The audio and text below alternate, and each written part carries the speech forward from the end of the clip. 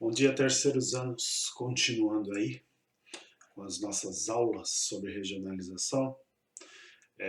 Na última a gente estava conversando aí sobre a regionalização política e a gente estava levando em consideração esta imagem aqui, esse organograma, esse mapa mental, no sentido de facilitar para a gente entender que esse assunto aqui ele é bem amplo, bem detalhado e para a gente avançar e concluir aí essa análise política, falar um pouquinho da social, para na outra videoaula a gente conversar a respeito da economia ou da globalização econômica ou socioeconômica, tá? Porque todo e qualquer fato político ou econômico que acontece, ele reflete em cima da sociedade. Então, não tem como separar a sociedade do que acontece no planeta, até porque é a sociedade que faz com que esse processo ande, aconteça nos modos que a gente vai percebendo aí de maneira geográfica ou histórica na escola. Então, a gente pincelou aí sobre os critérios físicos, né? Regionalização física, que é meio que o natural, as coisas mais voltadas para a natureza. A gente começou a conversar aí sobre a organização das sociedades até que surgiram os países. E os países, quando um país tem a interação com o outro, ela se dá de maneira política. Não tem outro meio. Na política que são feitos os acordos econômicos, em que ele respeita a outra sociedade do outro país, através da diplomacia. Então, a política ela permeia quase tudo que acontece no mundo aí. Por isso que é um assunto tão amplo e diversificado. Tá bom? Aí com relação aos países, eu mostrei para vocês, aliás, aquele trecho de lousa onde a gente fazia o passo a passo da transformação das sociedades até chegar nos países. E aí depois a gente começa a organizar os países pelas características majoritárias deles. Um país é mais rico, o outro é mais pobre, um é mais avançado, o outro menos. Aí a gente começa a visualizar o tipo de economia que existe ali, a economia também conectada com a política. E o interessante é que a gente destacou é, os países capitalistas, socialistas e de economias diferenciadas, subdesenvolvidos, em desenvolvimento e tudo mais. A gente chegou num patamar. Deixa eu colocar aqui a linha do tempo, que eu acredito que essa linha do tempo aqui, ela vai direto ao ponto que eu quero mostrar para vocês. Olha aqui. Se você pega aqui a idade contemporânea, de 1800 para frente, você vê aqui uma série de acontecimentos aqui. Você visualizou aí nas aulas de história e de geografia no decorrer do seu tempo aí, no decorrer aí do seu tempo na escola. Eu vou pensar da Primeira Guerra para frente, da Primeira Guerra Mundial para frente, porque quase tudo que aconteceu no planeta em termos econômicos, políticos, social, se deu a partir da Primeira Guerra aqui, tá? Isso se tratando aqui da idade contemporânea. Eu estou descartando os outros períodos históricos, porque o que interessa para a gente nesse momento aqui é a partir da Primeira Guerra Mundial. Por quê? Foram feitos, aconteceram fatos, aliás, a partir da Primeira Guerra Mundial, que levaram o quê? A criação da ONU, porque a ONU, deixa eu colocar aqui no organograma da ONU, e aí a gente conversa melhor. Olha aqui, a Organização das Nações Unidas, da maneira como ela se apresenta aqui, esse grande esquema aqui mostrando toda a estrutura que ela tem. Aí deixa eu falar um pouquinho da história da ONU, aí a gente retoma lá a linha do tempo. A ONU, depois da Primeira e Segunda Guerra, Primeira e Segunda Guerras Mundiais, a ONU ela foi criada para tentar reverter todo esse conflito que acontecia aí entre os países. Diversos tipos, de conflitos e por diversos motivos, seja econômico, seja político, ou de militar, fronteira. Os países nessa relação, eles têm seus conflitos, têm suas diferenças, e a ONU, depois da Segunda Guerra Mundial, ela foi criada para evitar que todos esses conflitos e esse não entendimento se tornasse de novo uma terceira guerra mundial, de repente. Então, ela atua em diversas áreas: saúde, educação, cultura, trabalho, comércio. Por quê? Porque ela tem a missão de evitar que esse conflito vire violência.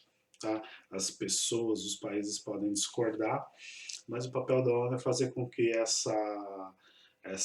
esse diálogo aconteça para que não haja violência, para que não haja guerra. Então, muito das coisas que a gente tem aqui no nosso país, eles têm aconselhamento da ONU, seja na educação, na saúde, entre tantos outros, tá? Lembrando que a ONU não manda nos países, ela pura e simplesmente ela dá um suporte, ela aconselha, ela mostra como fazer, mas ela não pode forçar nenhum país, ela não pode mandar em nenhum país, tá? Ela é um órgão de apoio, é um órgão de aconselhamento. Por que eu estou falando da ONU? Olha aqui. Porque depois da Primeira Guerra Mundial e da Segunda Guerra Mundial, os países sentaram e decidiram criar a ONU porque eles perceberam que um terceiro conflito mundial iria gerar a extinção, ou pelo menos muito próximo disso, de toda a humanidade aí. Porque as armas elas foram ampliadas e foram modernizadas. Aí houve o surgimento também das armas atômicas nucleares. Então, um planeta ele não comporta mais uma terceira guerra mundial, porque seria uma guerra que ela utilizaria armas atômicas, e as armas atômicas iriam erradicar toda a vida no planeta, como a gente bem sabe. Por que eu estou falando da ONU? Por que eu estou falando desse período histórico aqui? Olha aqui, depois da Segunda Guerra Mundial, a gente tem que observar que, de um lado, ficaram lá Estados Unidos, do outro, União Soviética. São os dois grandes vencedores aí da Segunda Guerra Mundial. Eles conseguiram, junto com os aliados, vencer a Alemanha nazista. E aí o que aconteceu? Depois do fim dessa guerra, eles começaram a se observar, começaram a se olhar e viram as diferenças. E essas diferenças, capitalismo de um lado, socialismo do outro, levaram o mundo a uma outra revolução, aí, uma disputa ideológica começou a acontecer. E aí, por conta dessa disputa ideológica, a gente teve aí guerra em vários locais do planeta, porque de um lado tinha comunista, do outro lado capitalista. A gente teve aí planos militares de ataque mútuo de um lado do outro, o que a gente pode perceber aqui no plano na OTAN e no Pacto de Varsóvia. Eles tiveram espionagem de um lado do outro.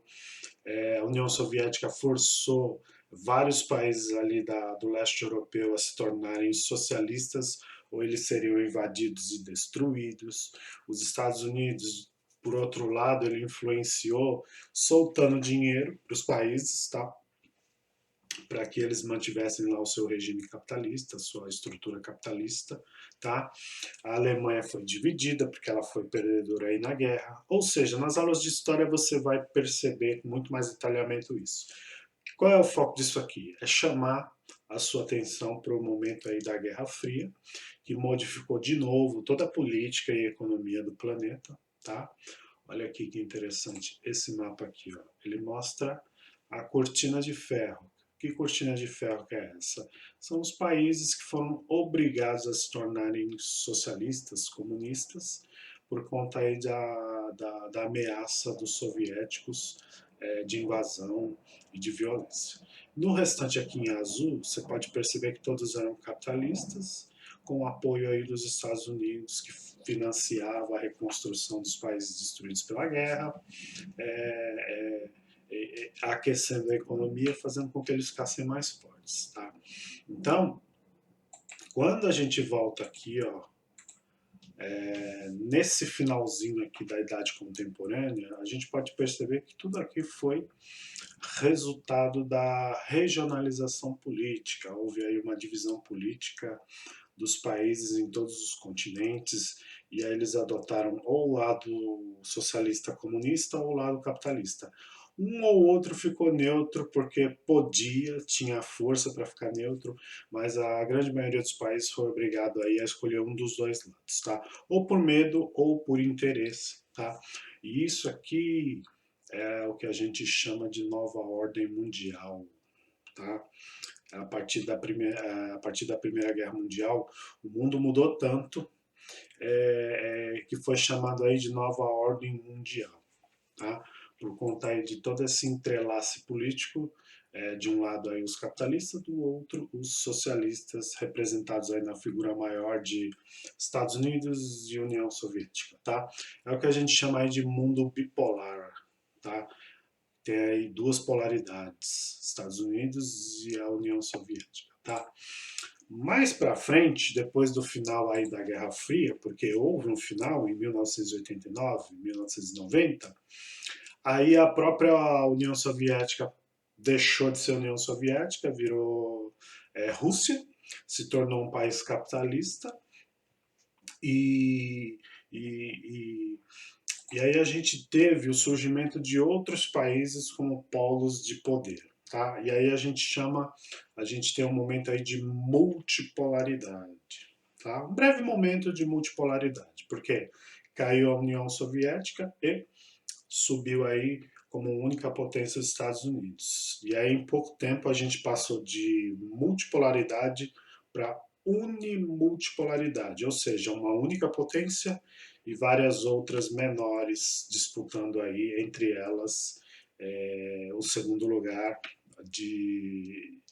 em termos políticos, econômicos e as áreas de influência aí ao redor do globo, tá?